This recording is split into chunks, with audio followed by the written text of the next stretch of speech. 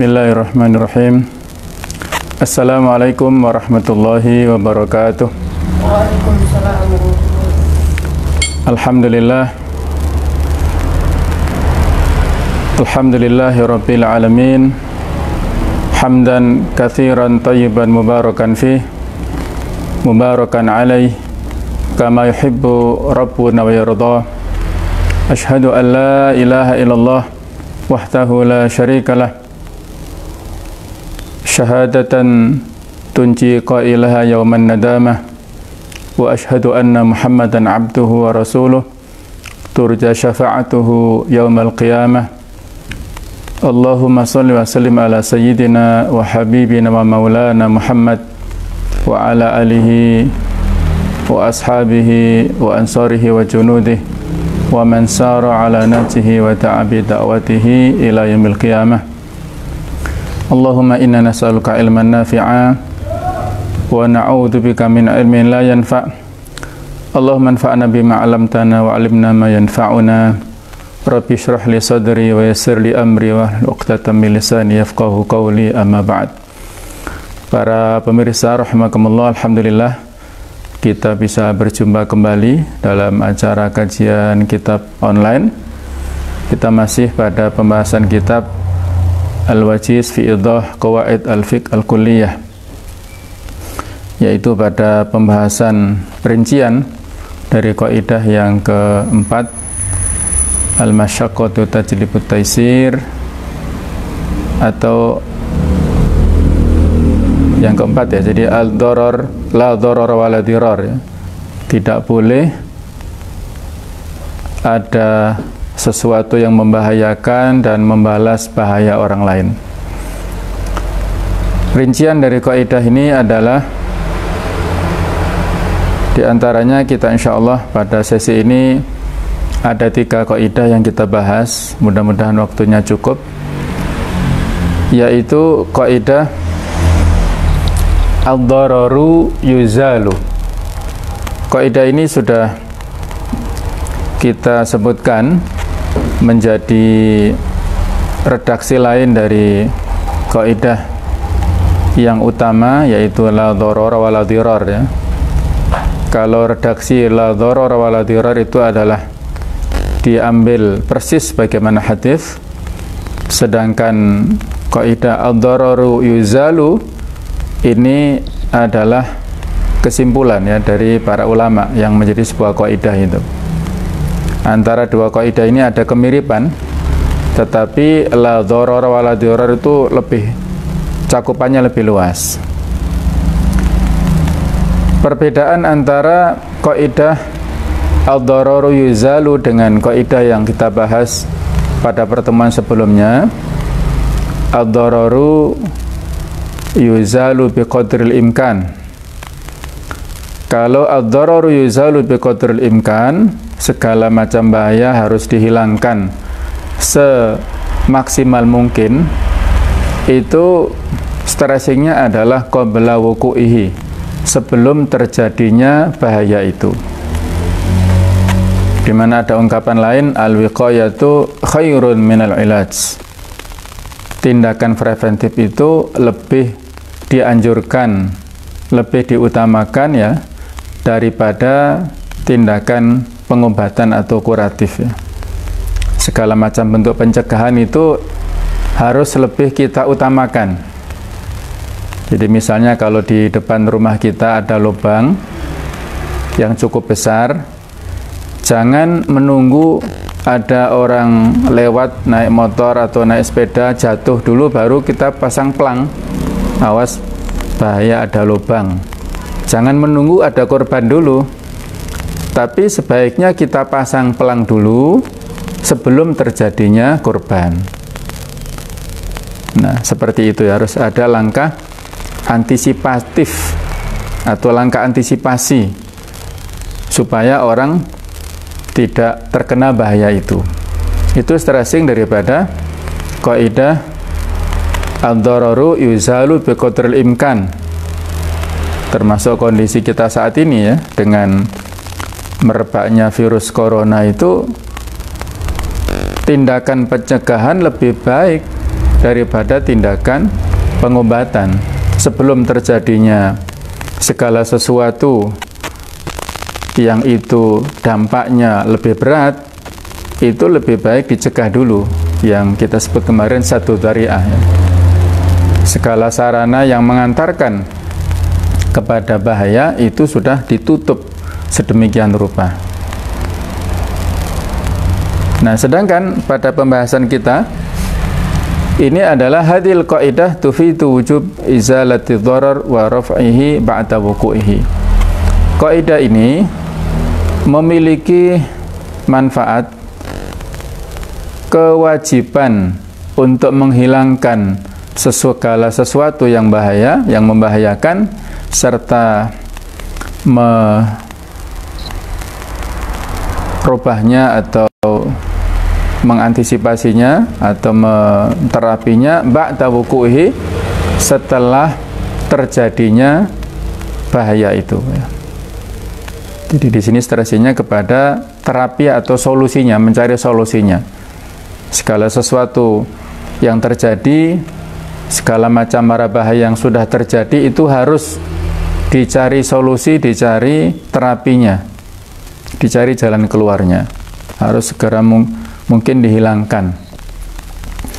Min furu'i hadhil qaidah wa amthilatiha, di antara cabang-cabang kaidah ini dan contoh-contohnya, idza sallata insan mizanahu ala tariq al-am bihaitsu yadhuru bil marin. Ketika ada seseorang yang misalnya memasang sesuatu, timbangan atau yang lain, ya, yang sebenarnya itu punya dia pasang di depan rumahnya, tapi membahayakan bagi para pengguna jalan. Kebetulan di depan rumah kita jalan umum, jalan publik, ya, kita pasang sesuatu yang kalau orang lewat di situ bisa nabrak atau bisa kecelakaan atau bisa mengakibatkan ada bahaya, ya, maka fa innahu yuzalu, ya. Sebisa mungkin itu dihilangkan, karena kepentingan publik itu lebih diutamakan daripada kepentingan pribadi, ya. Wa kadzalika idza ta'adda ala tariq bi bina'in aw hufrin bil wa'ah ala aw ghairu dzalik, ya. Begitu pula apabila kita membangun sesuatu atau menggali lubang, menggali kolam atau apapun lah di depan rumah kita, di pekarangan kita, yang mengakibatkan bahaya, pada orang lain, maka hal itu harus dihilangkan, ya, harus diantisipasi. Nah, ini, ya. Jadi contoh ini bisa kita praktekkan dalam kehidupan sehari-hari, betapa Islam sangat memperhatikan dan sangat peduli terhadap lingkungannya. Tidak hanya kepentingan pribadi, tapi harus memperhatikan kepentingan umum. Wa kadzalika yatmanu al-mutlif iwadha ma atlafa lidharar alladhi ahdatsahu. Begitu pula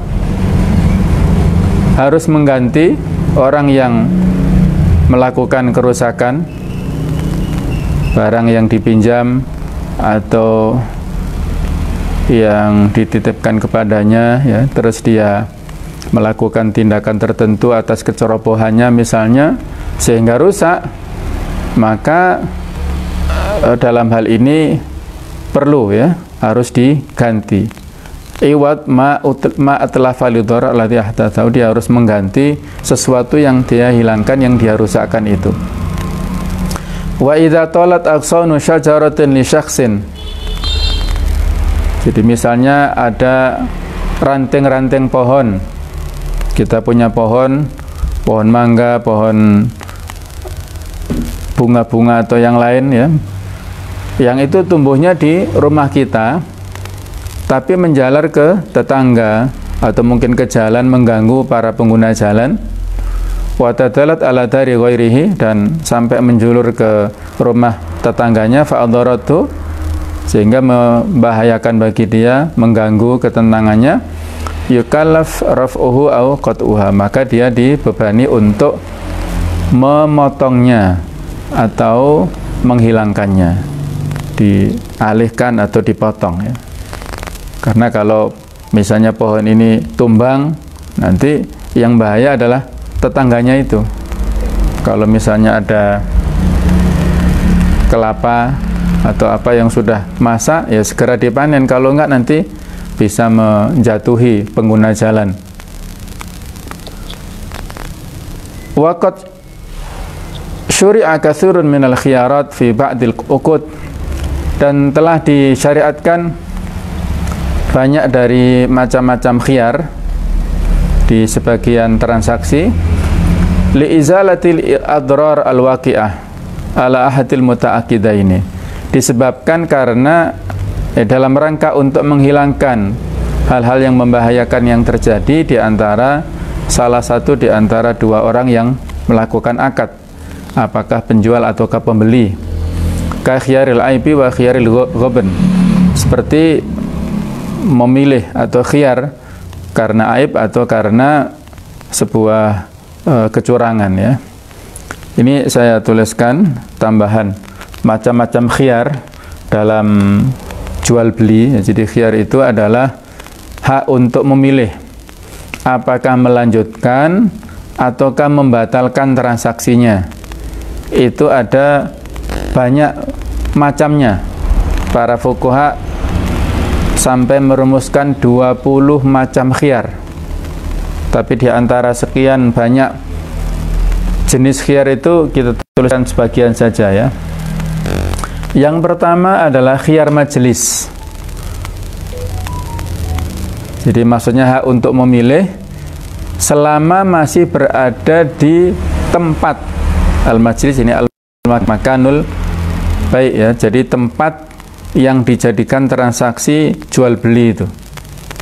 Selama pembeli masih ada di situ, walaupun sudah akad, sudah transaksi ya, sudah deal, sudah jelas harganya dan sudah disepakati bersama, pembeli sudah ngasih uang kepada penjual, sudah diambil barangnya, tapi selama dia masih di situ, dia lihat kembali ternyata nggak cocok ya, mungkin dia berpikir masih ada kebutuhan lain di rumah yang perlu, yang lebih prioritas, terus dia nyesal nggak jadi beli. Selama dia belum beranjak dari majelis itu, maka dia berhak untuk mengembalikan kepada penjualnya ya. Ini agak susah kalau ada komputerisasi ya misalnya ya.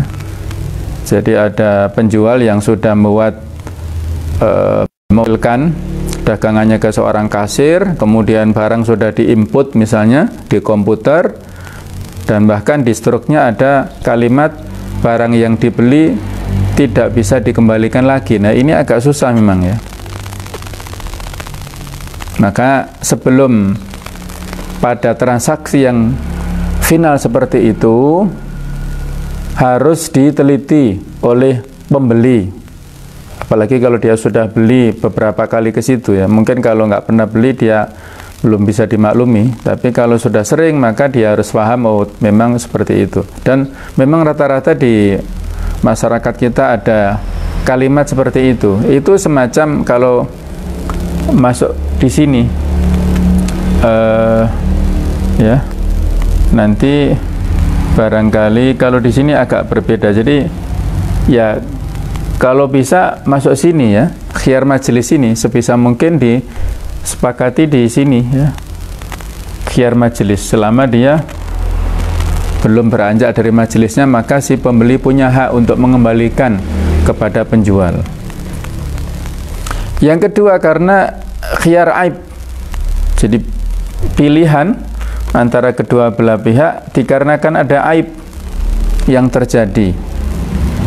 Dulu Aisyah pernah membeli seorang budak, sudah dibayar, kemudian dibawa ke rumah, ternyata budak ini ada aibnya, maka dikembalikan kepada pemilik budak yang awal.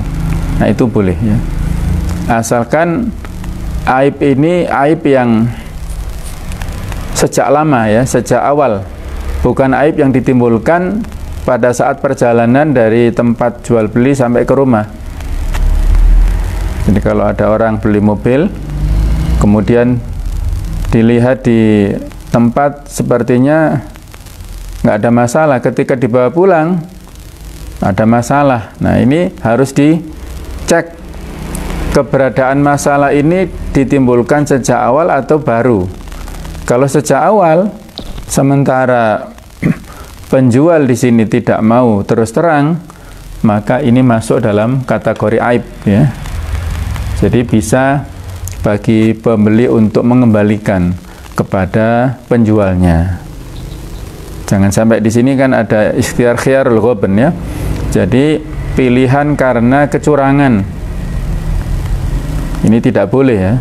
Suatu saat Nabi sallallahu alaihi wasallam pernah berjalan-jalan di pasar, kemudian beliau melihat ada pedagang gandum atau semacamnya lah. Kalau di kita sekarang ya kayak beras itu.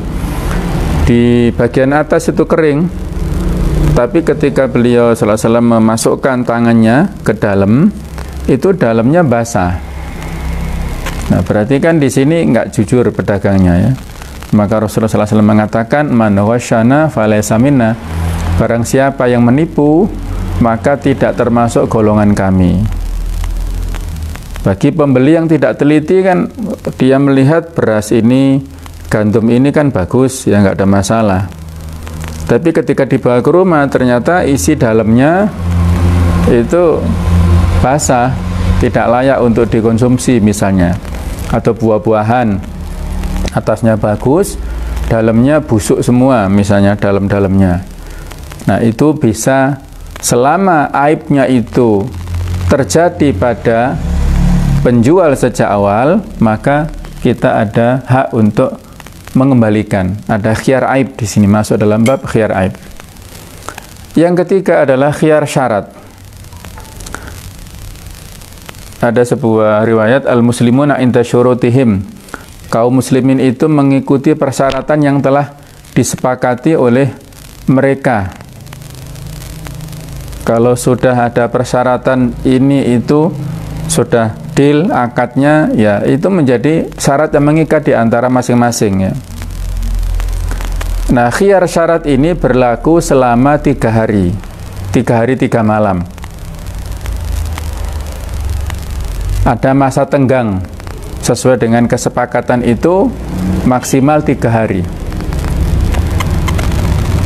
Jadi misalnya saya bawa dulu ya barang ini, saya titipkan, sudah ada deal ya, sudah harganya sudah dikasih, uangnya sudah diterima oleh penjual, dibawa oleh pembeli, barangnya dibawa. Nah, kalau sudah ada kesepakatan masing-masing, bagi pembeli kemudian dia pikir-pikir ternyata tidak ada manfaatnya beli itu, terus dia masih butuh keperluan lain, maka boleh dikembalikan asalkan sudah ada kesepakatan dulu ya. Syarat ini sudah ada persyaratan di antara kedua belah pihak. Waktunya 3 hari tadi. Kemudian yang keempat adalah khiyar ru'yah. Ru'yah bukan ruqyah ya, harus dibedakan. Ru'yah itu melihat, seperti besok ini kita ru'yatul hilal. Cara untuk menentukan awal Ramadan adalah dengan melihat bulan sabit, apakah sudah muncul atau tidak. Kalau tidak muncul berarti menyempurnakan bilangan Sya'ban 30 hari. Jadi khiyar ru'yah, hak untuk memilih ketika sudah melihat barang. Ini berlaku pada akad salam, yaitu akad pemesanan. Sebagaimana hadis yang berbunyi atau yang artinya, barang siapa yang membeli barang yang belum dilihat, maka pembeli berhak melakukan khiyar setelah melihat barang tersebut. Jadi misalnya kita beli ya lewat online, tapi barang yang kita lihat tidak sama dengan yang ditampilkan fotonya itu. Setelah melihat barangnya, loh kok seperti ini, warnanya berbeda, contohnya itu biru, yang datang merah misalnya. Nah, ini kan nggak sama. Jadi ini ada hak untuk mengembalikan bagi pembeli, mengembalikan kepada penjual. Karena setelah melihat barangnya tidak cocok dengan spesifikasi barang yang ditawarkan. Al-ma'qud ya, al-ma'qud alaih itu ada barang dan harga di sini yang menjadi objek akad itu nggak sama dengan yang ditawarkan sejak awal. Maka pembeli punya hak untuk khiyar, memilih. Yang kelima, khiyar naqdi. Naqd itu cash, kontan, tapi maknanya di sini adalah pertukaran secara tidak langsung.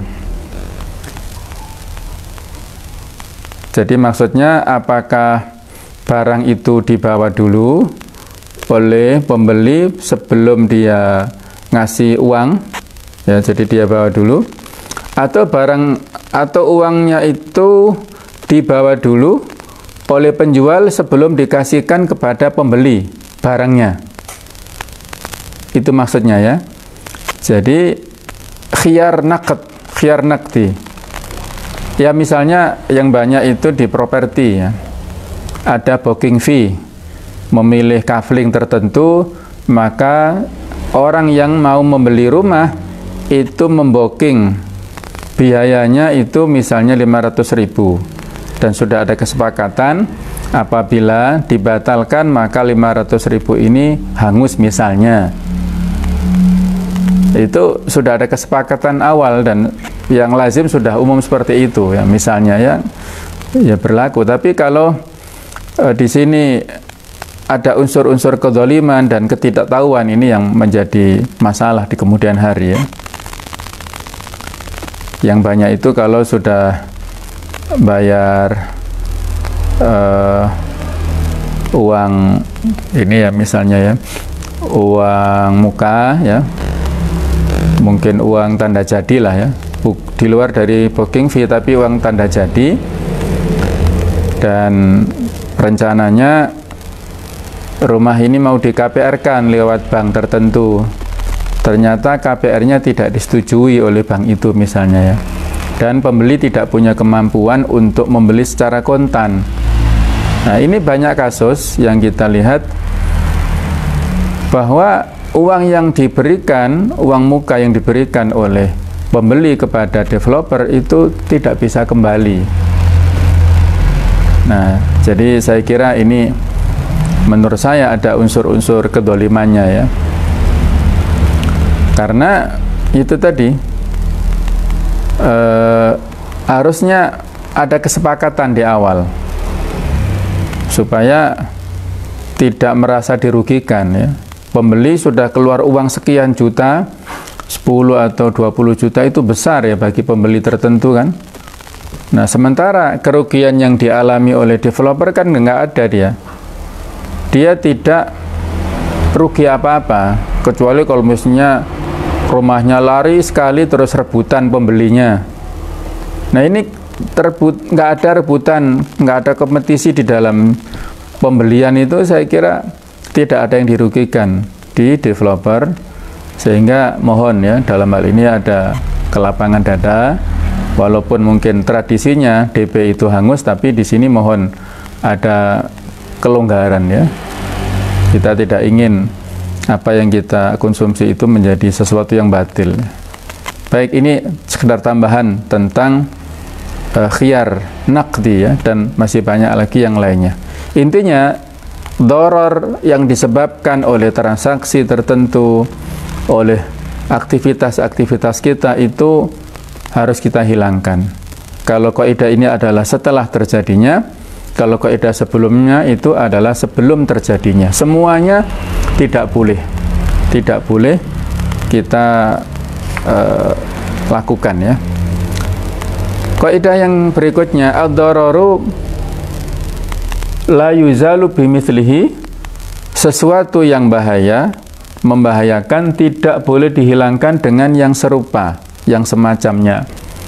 Atau dalam bahasa lain, ad-dararu la yuzalu bid-darar, suatu bahaya tidak bisa dihilangkan dengan bahaya yang lainnya. Hadhil qaidatu tu'tabaru qaidan li sabiqatihi. Kaidah ini menjadi batasan, catatan bagi kaidah yang sebelumnya. Li'anna dharar mahma kana wajib al-izalah. Bahaya itu walaupun wajib untuk dihilangkan, fala yakunu bi ihdathi dhararin mithli, maka tidak boleh mengakibatkan terjadinya dharar yang serupa. Wala bi aktsar minhu bi tariqil aula, juga tidak boleh mengakibatkan bahaya yang lebih berat daripada bahaya pertama. Apalagi seperti itu ya. Kalau menghilangkan bahaya dengan bahaya yang serupa saja tidak boleh, apalagi kalau bahaya atau dampak yang ditimbulkan dari antisipasi terhadap bahaya awal itu lebih berat daripada bahaya pertama. Fasyartu idzan an yuzal ad-dharar bila idrar, maka syaratnya tidak boleh menghilangkan bahaya dengan bahaya yang lain ya. Jadi harus tanpa bahaya. Id amkana, semaksimal mungkin in amkana, wa illa fa bi akhafi minhu, dan kalau tidak maka harus lebih ringan ya. Oleh karena itu dulu pernah kita ingat kisah ya, saat Ibnu Taimiyah berperang melawan pasukan Tatar ya. Ibnu Taimiyah seorang alim besar, tapi beliau juga seorang mujahid ya. Dalam sebuah peperangan, ketika orang-orang Tatar itu minum minuman keras sampai teler mabuk-mabukan, kemudian ada di antara sebagian tentara kaum muslimin itu yang mengusulkan kepada Ibnu Taimiyah, wahai Syekh, itu mereka mabuk-mabukan itu, kenapa enggak kita larang mereka? Kan mereka melakukan kemungkaran. Maka Ibnu Taimiyah menjawab, kalau mereka kita larang, mereka sadar, mereka menyerang kita. Biarkan mereka dengan mabuknya supaya mereka enggak menyerang kita. Nah, ini maksudnya adalah bahwa dalam merubah kemungkaran itu harus dipertimbangkan istilahnya fikhul ma'alatnya ya. Fikih dampaknya itu harus kita pertimbangkan. Itu kemungkaran, tapi menyerang kaum muslimin itu juga kemungkaran. Mencegah kemungkaran dengan menimbulkan dampak kemungkaran yang lebih berat itu tidak boleh. Nah, ini implementasi daripada kaidah ini ya. Kalau di realita kita sekarang misalnya, mohon maaf ya, contohnya barangkali ada yang kurang berkenan, ada tempat prostitusi misalnya ya, yang sudah terlokalisir di satu tempat misalnya ya, maka harus dipertimbangkan sebelum menutup tempat ini, maka kepala daerah harus sudah membuat solusi alternatif bagi para pekerja di situ.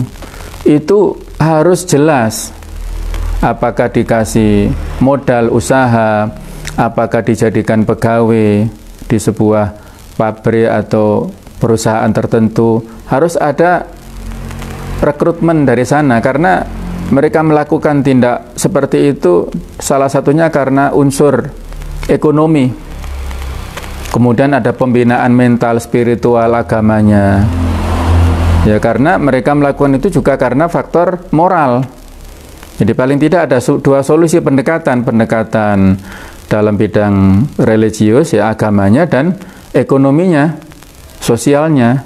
Jadi harus ada antisipasi, jangan hanya sekedar menutup lokalisasi tapi akhirnya mereka tidak ada solusi. Yang sebelumnya prakteknya itu terlokalisir di satu tempat, di mana yang datang ke situ adalah hanya orang yang niat, yang punya uang saja, dan tertutup. Sekarang mereka, mohon maaf, para pekerja itu mangkalnya di mana-mana, di bawah jembatan, di rel sepur, di tempat-tempat yang sepi, yang mana kalau orang ketika melihat lewat di situ, melihat ketika sudah untuk melakukan tindakan maksiat karena ada peluang di depan matanya, maka menjadi tertarik untuk melakukan tindak maksiat itu.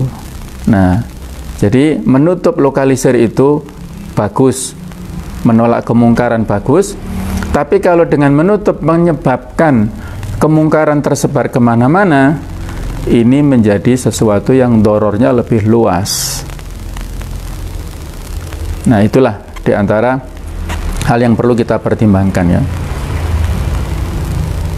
Kita ke masjid kehilangan sandal, tapi mengambil sandal orang lain, jamaah lain, itu ya nggak boleh ya. Ad-dhararu la yuzalu bimithlihi, ad-dhararu la yuzalu bidhar. Ini implementasi kaidah ini. Kita kehilangan sandal itu bahaya, tapi hilangnya sandal orang lain yang kita akibatkan, yang kita, maksudnya kita penyebabnya, itu juga merupakan doror. Famin furu'i hadil qaidah wa amthalatiha, di antara cabang-cabang kaidah ini dan contoh-contohnya adalah la yajuzu li insanin muhtaj ila taf'il halak an nafsihi ju'an an ya'khudha mala muhtajin mithlihi. Tidak diperbolehkan bagi seseorang yang butuh, yang dia butuh ya, tidak boleh butuh untuk menjaga kehidupannya supaya dia tidak binasa karena lapar. Tidak boleh dia mengambil harta orang lain yang juga sama-sama butuh. Ya, mungkin Allahu al-musta'an ya, mudah-mudahan Allah memberikan perlindungan kepada kita. Kita tidak tahu lockdown ini sampai berapa lama ya. Yang ini membutuhkan ketahanan fisik, ketahanan iman ya, iman dan imunitas kita itu harus kita jaga terus-menerus, sehingga kalau ada ya, menurut prediksi nanti barangkali ada yang sampai dalam kondisi yang darurat tertentu, inilah seharusnya kewajiban pemerintah ya untuk mengcover ini, menjaga stabilitas kita ya dengan uang negara. Tapi kalaupun tidak ada sampai nanti, maka ini harus dibutuhkan kesabaran kita semuanya. Jangan sampai sama-sama butuh, antara dua orang yang bertetangga sama-sama butuh, tapi saling mengambil hak orang lain tanpa izin ya. Itu tidak dibenarkan. Kama la yajuzu liman ukriha bil qatl 'alal qatl. Sebagaimana orang yang dipaksa untuk membunuh, kalau tidak maka dia akan dibunuh. Idza kana musliman bi ghairi wajhi haqqin, kalau yang dimaksudkan itu adalah membunuh muslim dengan tanpa alasan. Li'anna hadza izalatu dhar bimithli, karena ini menghilangkan bahaya dengan yang serupa. Bi khilafi akli malihi, berbeda dengan memakan hartanya. Jadi maksudnya kalau sesama dorornya, maksudnya tingkat bahayanya itu serupa, ini yang tidak boleh. Tapi kalau yang lebih ringan, nanti ada kaidah yang ketiga itu diperbolehkan. Wa idza dhahara fil mabi'i aibun qadimun wa hadatsa 'indal mushtari aibun jadid, imtana aradul mabi' bil aibil qadim. Apabila muncul atau nampak di barang yang dibeli aib, tapi aibnya ini aib qadim, aib yang sudah lama. Wa hadatsa indal mushtari aibun jadid, dan pada penjual pada pembeli itu ada aib yang baru, cacat yang baru. Imtana aradul mabi', maka tidak diperbolehkan mengembalikan barangnya yang kena aib yang bil aibil qadim ya, dengan aib yang lama. Li tadarruril bai', karena doror ataupun bahaya yang dialami oleh si penjual bil aibil hadis, dengan aib yang baru, illa an yardha, kecuali masing-masing ada keridhaan. Walakin ya'udu al mushtari alal bai' bin nuqsan, akan tetapi mengembalikan orang yang membeli kepada penjual itu dengan bin nuqsan ya, jadi memberi ganti rugi lah ya, dikalkulasi berapa ya. Jadi tidak serta-merta dikembalikan barangnya, padahal di sini sama-sama ada aibnya. baik itu aib yang sudah lama atau aib yang baru ya. Intinya semuanya antarodin, dilandasi dengan saling ridho antara satu dengan yang lain. Ini para pemirsa yang berbahagia, bisa kita kiaskan, kita analogkan kaidah ini dengan kaidah-kaidah lain atau dengan situasi dan contoh-contoh lain yang terjadi di sekitar kita ya. Baik, kita lanjutkan kaidah yang berikutnya. Lafadznya berbeda-beda, tapi yang saya ambil salah satunya ini ya.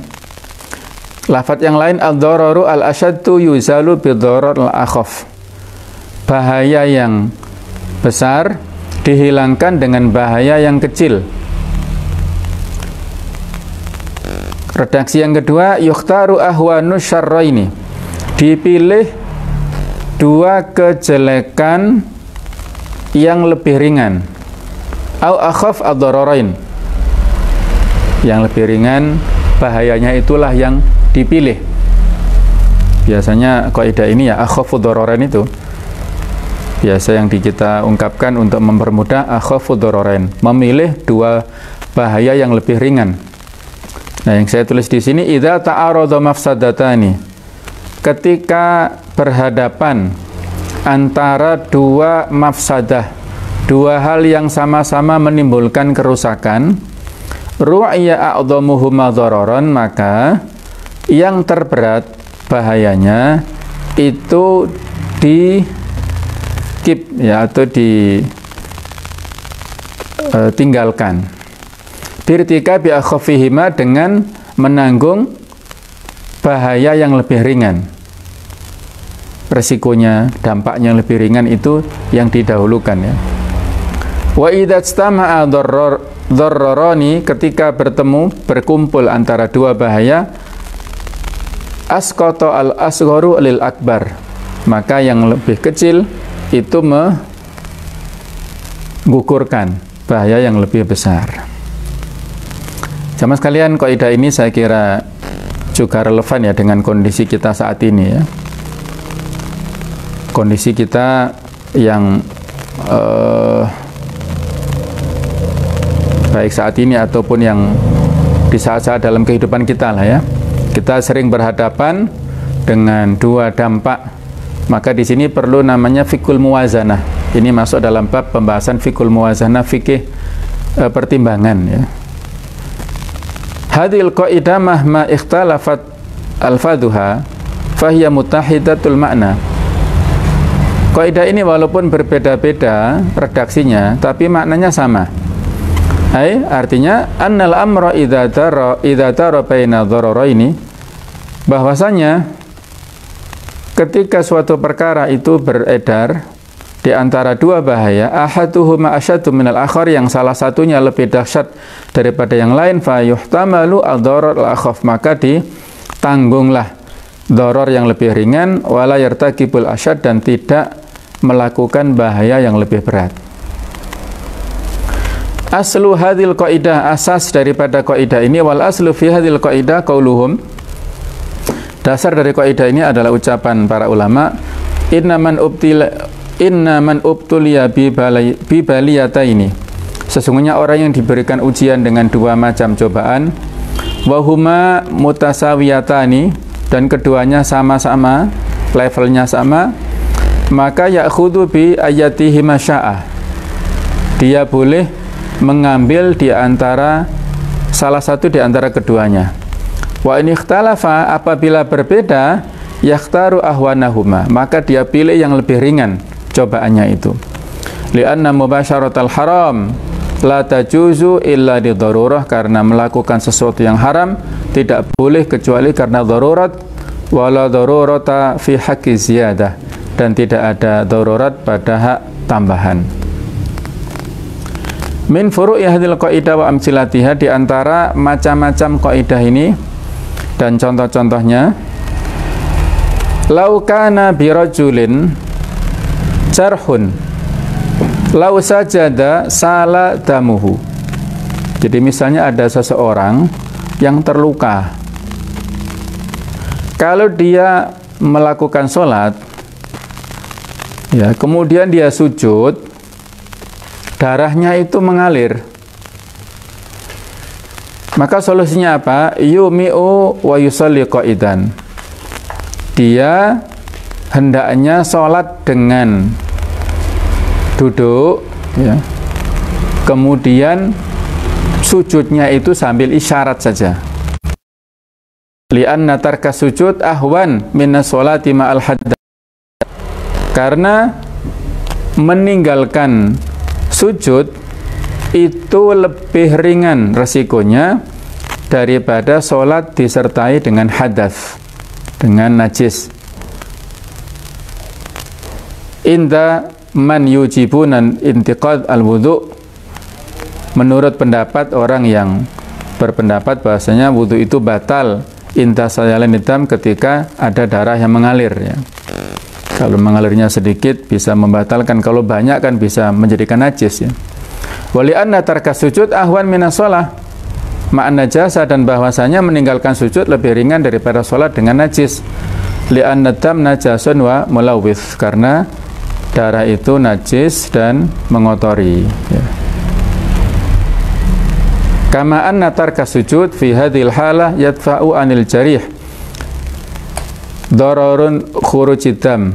Sebagaimana meninggalkan sujud pada kondisi seperti ini akan menolak kepada orang yang terluka itu bahaya yang keluar dari tubuhnya, itu darah itu, wa nasafahu wa ziyadata dararihi au ta'akhkhara bar'uhu. Jadi sembuhnya semakin lama, kemudian dia ya semakin sakit, ya. Jadi yang ditimbulkan oleh sujud itu lebih banyak daripada melakukan sujudnya. Meninggalkan sujud itu bahaya, kemudian keluarnya darah akibat sujud itu, maka ditimbanglah antara dua bahaya ini. Ini pun juga relatif, ya. Maksudnya darah yang keluar kemudian rasa sakit yang didampakkan itu kan juga relatif. Di sini kita lah yang lebih tahu, ya. Di antara dua resikonya itu yang lebih berat, yang lebih ringan yang mana, ya.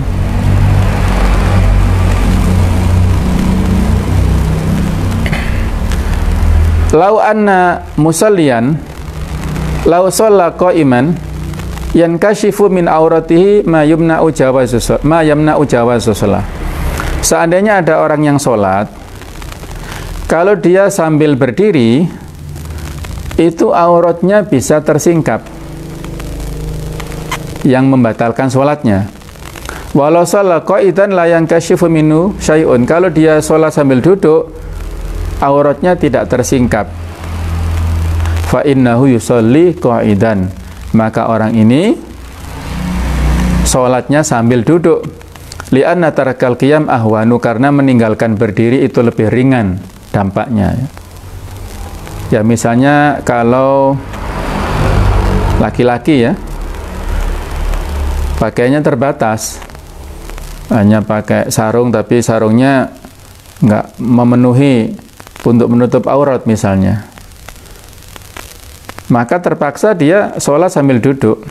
Kalau dia berdiri cingkrang nanti, tidak nutup dari pusar sampai lutut misalnya, ya, mungkin karena orangnya tinggi, terus sarungnya sarung punya anak TK misalnya, ya, sehingga cingkrang kalau berdiri, maka dia sholat sambil duduk. Nah, kebetulan kalau duduk bisa menutupi semuanya. Atau kalau perempuan sholat pakai mukena atau pakai jubah yang besar, tapi anginnya kencang, anginnya sangat kencang, sehingga kalau dia sholat sambil berdiri, itu dikhawatirkan tersingkap salah satu auratnya akibat angin itu, maka boleh sambil duduk, ya. Bahwa meninggalkan berdiri itu doror, tapi tersingkapnya aurat itu lebih bahaya daripada meninggalkan berdiri itu. Contoh yang lain, lau ibtala'at dajajatu syaksin lu'lu'atan thaminatan li ghairihi. Seandainya ada ayam seseorang menelan perhiasan mutiara yang sangat berharga punya orang lain, maka dalam hal ini fali sahibi lu'lu'ah an yatamallak ad-dajaja, maka pemilik mutiara itu boleh membeli binatang tadi ya, membeli ayam itu dihargai, dibeli, kemudian lihat paha, dia sembelih ya. Dia beli dulu atau dia minta izin, saya ganti, saya mau menyembelih ayamnya panjenengan, saya hargai berapa misalnya ya. Ini si pemilik ayam juga jangan memanfaatkan situasi ya, karena dia tahu ayamnya makan mutiara mahal sehingga menjual ayamnya dengan harga ratusan juta ya. Jangan begitu ya, ini juga zalim berarti. Dihargai sepantasnya berapa, kemudian pemilik perhiasan yang perhiasannya masuk ke mulut atau ke perut ayam itu boleh menyembelihnya itu ya.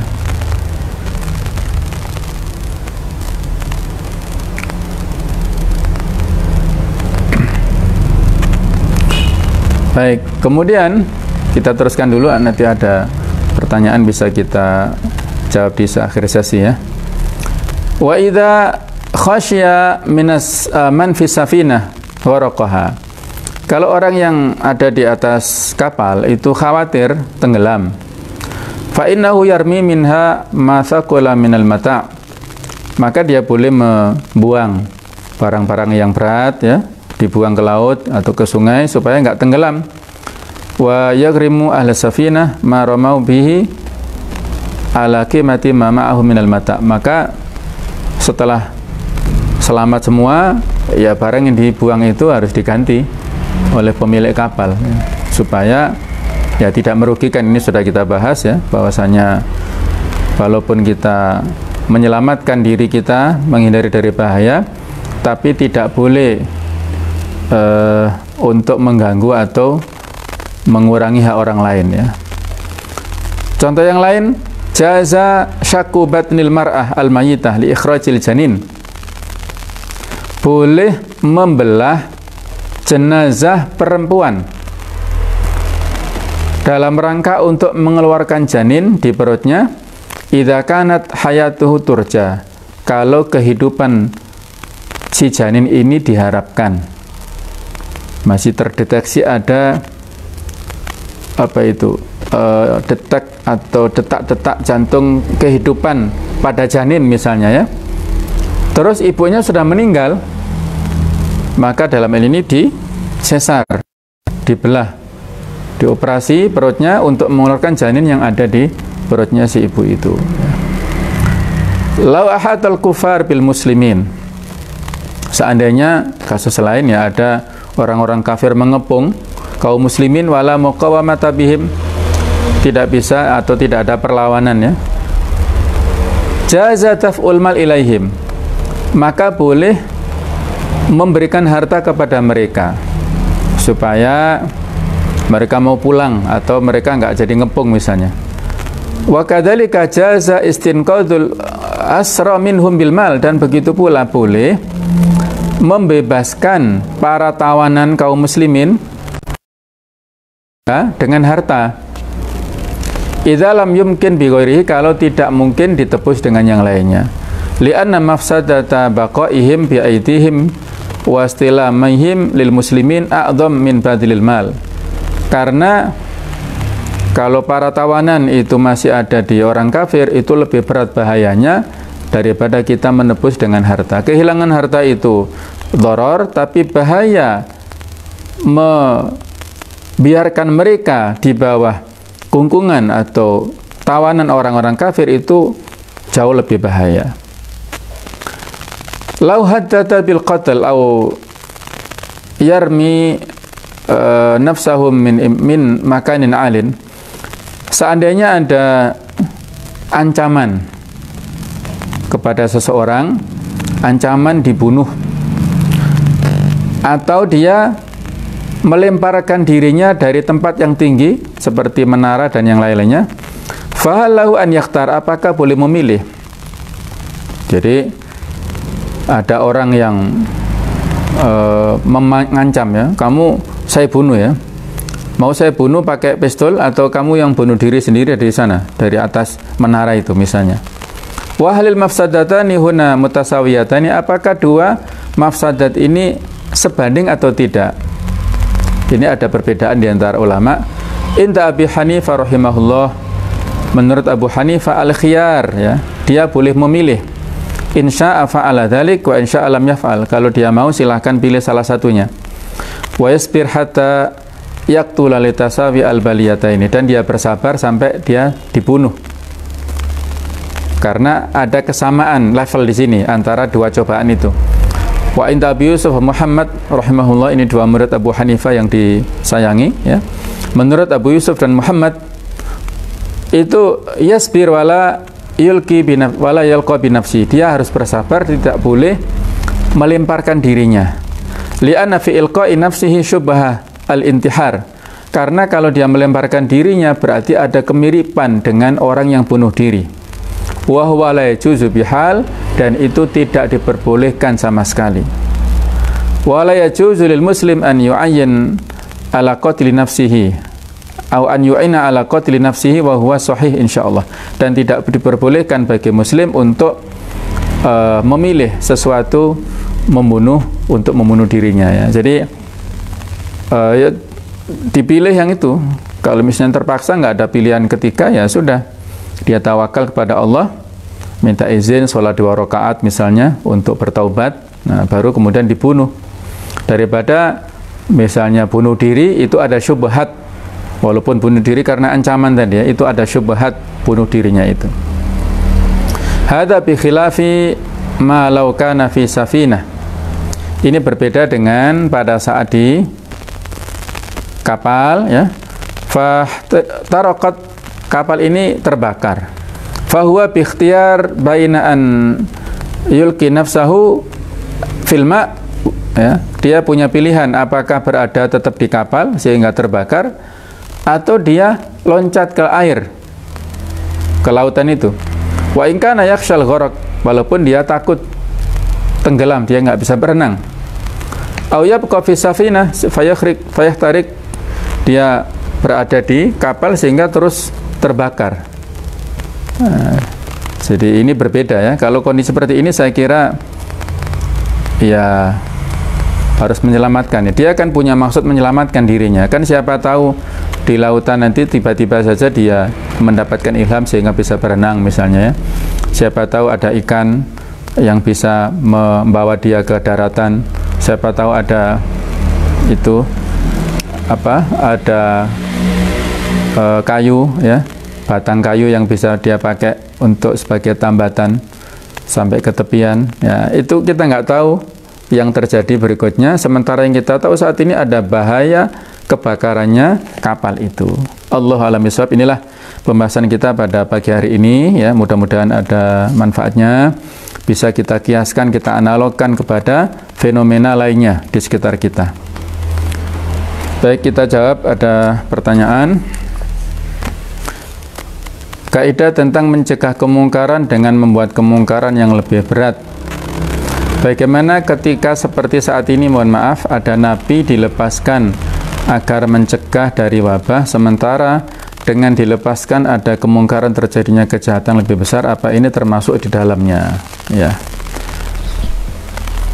Ya, yang membuat kebijakan ini kan pemerintah ya, dalam hal ini Kementerian Menkumham ya. Jadi saya nggak tahu pertimbangannya itu apa, tapi pendekatan atau saya kira pertimbangan di balik ini kan sebuah keputusan politis, itu pasti ada latar belakangnya. Saya nggak tahu ya, nggak bisa menebak-nebak. Yang jelas ini sepertinya atau kayaknya ya itu nggak memakai kaidah-kaidah fikih seperti ini ya. Ini pendekatan yang lain lah menurut mereka, apa Allah alam. Tapi kalau dalam perspektif kita ya, tinggal kita kalkulasi apa dampak ya daripada mengurangi atau ini ya mengeluarkan para nabi ini. Jadi saya kira kalau itu alasannya adalah untuk meminimalisir virus corona, apakah dalam hal ini memang betul ya ini sebagai solusi? Jangan-jangan ini ada dampak atau ada semacam maksud-maksud lain ya, kita nggak tahu ya. Jadi saya juga susah untuk berandai-andai dalam hal ini ya.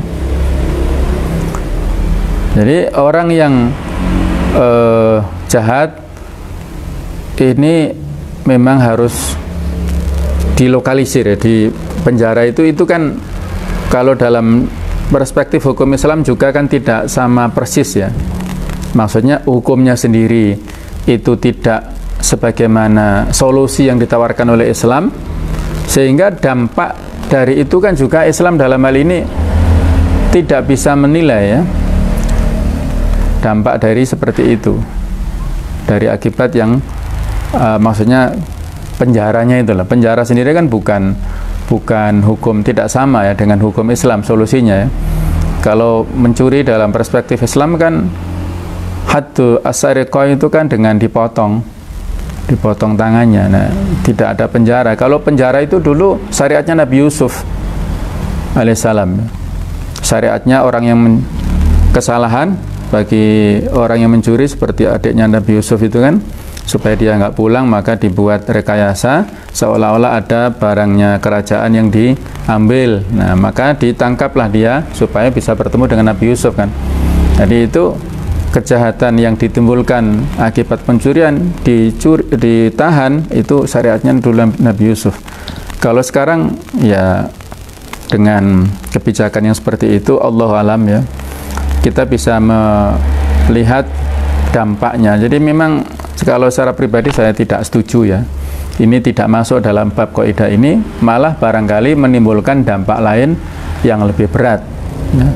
Dampak lain yang lebih berat yaitu terjadinya banyak macam kejahatan, tersebar luasnya kejahatan di masyarakat kita. Jadi justru ini membuat menghilangkan bahaya dengan bahaya lain yang lebih berat. Menurut saya seperti itu ya. Allahu a'lam bishawab ya. Barangkali ada pertanyaan? Ada?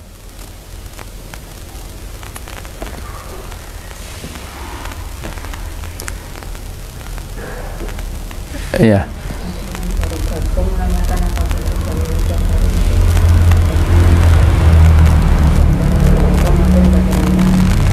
Gimana? Kenapa? Oh, iya, kami sampaikan selamat datang bagi yang baru bergabung dengan link ini ya. Link ini sudah, kajian ini sudah ke-21 ya, sudah pertemuan ke-21 ya. Dan rencananya insya Allah kita akan bahas kaidah fikih ini sampai tanggal 25 April insya Allah ya. Jadi sampai Sabtu lah insya Allah. Walaupun belum selesai tuntas buku ini, tapi dari 5 kaidah yang global itu sudah kita bahas. Insya Allah sudah cukup mewakili ya sebagai bekal kita. Setelah 5 kaidah ini masih ada kaidah-kaidah lain yang juga tidak kalah pentingnya, tapi saya anggap sudah cukup. Nah, untuk Ramadan nanti akan kita sambung dengan tema-tema yang lainnya. Saya ada rencana untuk pelatihan bahasa Arab, tata bahasa Arab ya, nahwu. Nanti masih kita pertimbangkan ya. Insya Allah waktunya juga kurang lebih sama, yaitu jam sekian ini, kecuali nanti ada pertimbangan lain ya, kita akan sampaikan pengumumannya lebih lanjut ya. Jadi monggo silahkan bagi yang baru gabung, materi-materi yang sudah terlewatkan itu tersimpan di linknya ya, di link Facebook atau link Fanspeak. Kalau sebelumnya itu link lewat Facebook, kalau sekarang ini link Fanspeak, itu bisa diklik materi-materi yang lama itu dan disimpan linknya. Nanti insya Allah akan kita publikasikan juga lewat YouTube ya, tapi masih proses. Yang sudah disampaikan lewat Fanspeak ini akan diputar ulang atau di-upload lewat YouTube supaya lebih luas ya sasarannya. Mudah-mudahan bisa terlaksana, terrealisasi dalam waktu yang dekat. Saya kira itu para pemirsa yang berbahagia, pertemuan kita pada sesi ini mudah-mudahan kita selalu diberikan kesehatan oleh Allah Ta'ala, keimanan yang kuat dalam rangka menyongsong datangnya bulan Ramadan ini ya dengan sebaik-baiknya. Kurang lebihnya mohon maaf. Subhanakallahumma bihamdik asyhadu alla ilaha illa anta astaghfiruka wa atubu ilaik. Wassalamualaikum warahmatullahi wabarakatuh.